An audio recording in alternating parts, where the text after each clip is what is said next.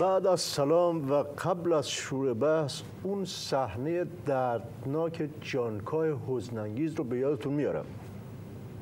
اونجایی که اون کارشناس افغانی آبرو اقتدار نظام رو ریخت تو جوب، اون مجری مشنگ بی ارزه ماس هم این چنار بی خاصیت تن لشش رو ول کرد رو صندلی و ارزه نداشت به پیچ جلو طرف. بدبخت احمق، از من یاد میگرفتی.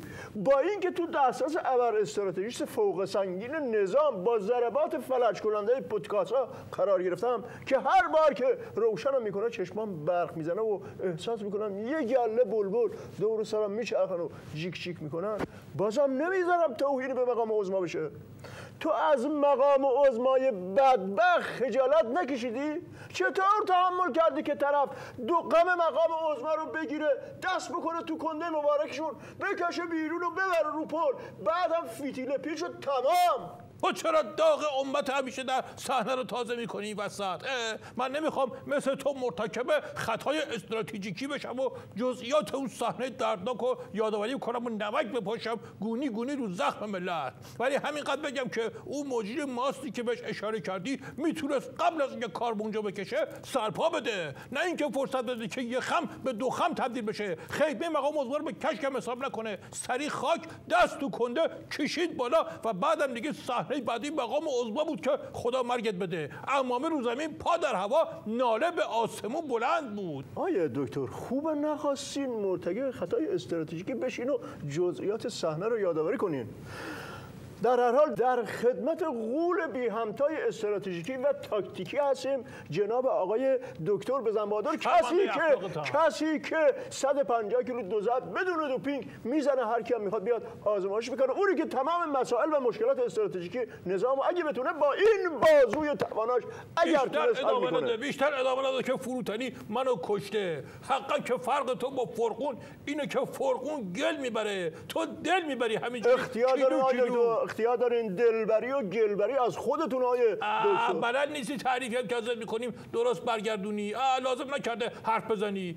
آیه دکتر ببخشید، یه نامه خیلی قشنگ داریم از یه بسیجی نوشته که ضمن تشکر از مجری مسلط و استراتژیکی برنامه میخواستم بگم که در زمینه برگزاری جلسات سران سه قوه اینقدر نقاط ضعف رو نبینیم. مهم اینه که بالاخره بعد از 439 روز سران سه قوه کنار هم توی جلسه نشستن و گوش و دماغ همدیگه رو گاز نگرفتن. البته الکی خوش میتونه همه چی رو پیروزی ببینه برای خودش. این همون تئوریه که میگه اگه یه روز راه میرفتی یه کفتری از بالا رو لباست و رو سر و کلت کار خراب میکرد، خوشحال باش که گاوا پرواز نمیکنن. ولی آیه دکتر سالش جنبه‌های خوبی هم داشت. تو هم که اینقدر ندید بدیدی که تا یکی از تعریف نسیه میکنه قش و زف میری براش.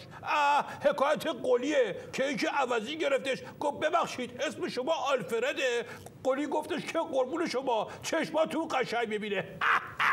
روشن شد یا همچین بزنم که دوباره چشات برق بزنه. این بله آیه دکتر سبزعلی رضایی نوشته با همه بدبختیه که سرنگونی احتمالی برادر بشار برامون داره، ولی بالاخره الان یکی دیگه در حال سرنگونیه و این که برامون باید خبر خوبی باشه. آیه دکتر بزن بعد از این همه بحث تاکتیکی و استراتژیکی باز این مشنگ این حرفو میزنه.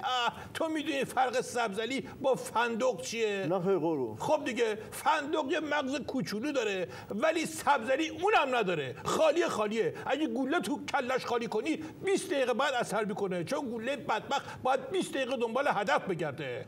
پس این همه بحث که با تا کردیم چی بود؟ مرحوم ابوی همیشه میفهموندن، بازم بهادر از میکردن، بله میفهموندن که یارو برای پسر مشنگش کلی از گل و گیاه تعریف کرد. بعد یه ساعت گفت خب حالا پسرم تو کدوم گل بیشتر دوست داری؟ پسر گفت من گلای پشت 18 قدم بیشتر میپسندم.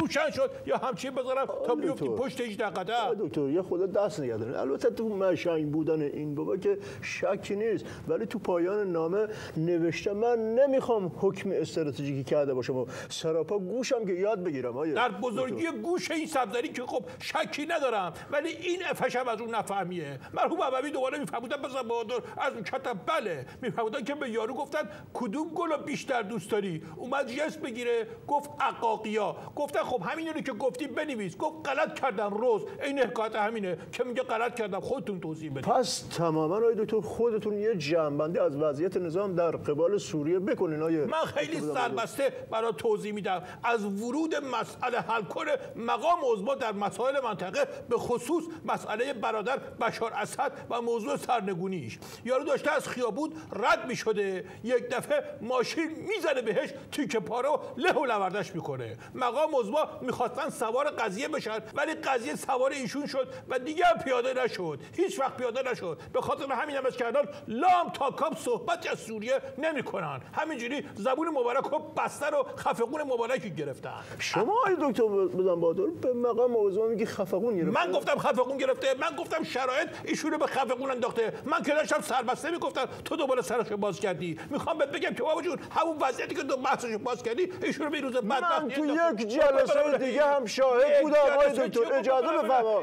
تو یک جلسه دیگه هم شاهد بودم که شما میگفتی که ما از بز دنبه میخواستیم. یعنی شما به مقام عظما اونجا هم گفتیم بز. خودت دیگه دوباره باز کردی.